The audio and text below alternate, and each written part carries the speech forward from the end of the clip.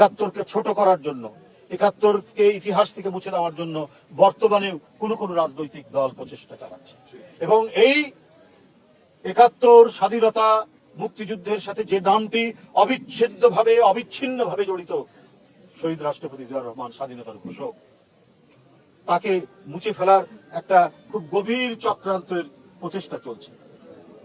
আমি বলি যে কাকে খুশি করতে চাচ্ছে?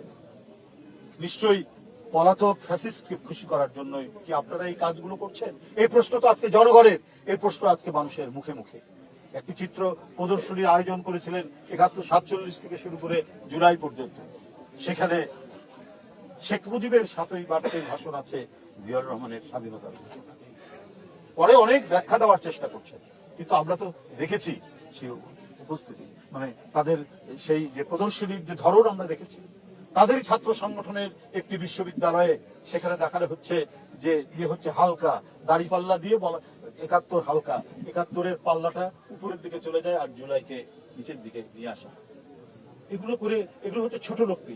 কারণ আপনাদের প্রতিটি মুহূর্তে, প্রতিটি আন্দোলন সংগ্রামের প্রতিটি ক্ষেত্রে আপনারা করেছেন জনগণের সাথে শত্রুতা করেছেন, জনগণের বিরুদ্ধে ছিলেন। ৭১ ছিলেন, ৯০ ছিলেন, ৮৬ ছিলেন, সব সময় আপনারা সেই ভূমিকা রেখেছেন বলে এখন জুলাইকে আপনারা ক্যাপিটাল করতে চাচ্ছেন, পুঁজি করতে চাচ্ছেন। কি ভূমিকা ছিল আপনাদের? আমরা তো প্রকাশ্যভাবে জনাব তারেক রহমানের নির্দেশে বারবার ছাত্র নেতাদের কমপ্লিট শাটডাউন, বাংলা ব্লকেড, প্রত্যেকটি কর্মসূচিকে সমর্থন করা হয়েছে বিএনপির পক্ষ থেকে। এবং জনাব তারেক রহমান সেই সময় তিনি বিএনপির ভারপ্রাপ্ত চেয়ারম্যান, তিনি লন্ডন থেকে বারবার ছাত্র জনতার সেই আন্দোলনে তিনি সমর্থন দিচ্ছেন এবং সবাইকে সেই আন্দোলনে অংশগ্রহণ করতে বলেছেন। তো এটা তো ইতিহাস, এটাতে ডকুমেন্টেড।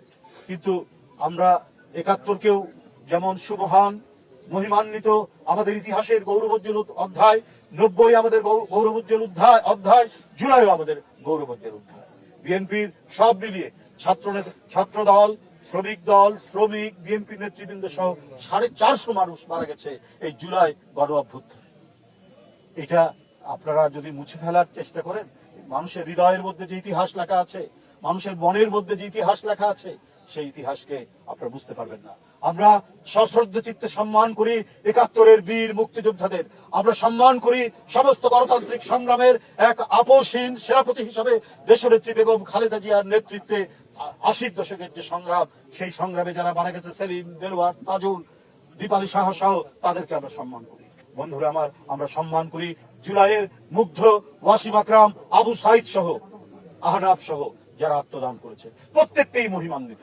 আমরা কাউকে ছোট করি না, কোনটাও বড় করি না। কারণ এই সব অর্জনের পিছনে বিএনপির অসংখ্য নেতা কর্মী, বিএনপির অঙ্গ সংগঠনের রক্ত আছে, রক্ত ঝরিয়েছে, রক্তস্নাত পিচ্ছিল পথেই আপনার সেই বিজয় নিশ্চিত হয়েছে।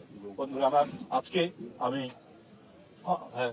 অনেক গুম খুনের সেই ১৭ বছরের সংগ্রাম, সেই ১৭ বছরের সংগ্রামের একটি চূড়ান্ত বহিঃপ্রকাশ জুলাই।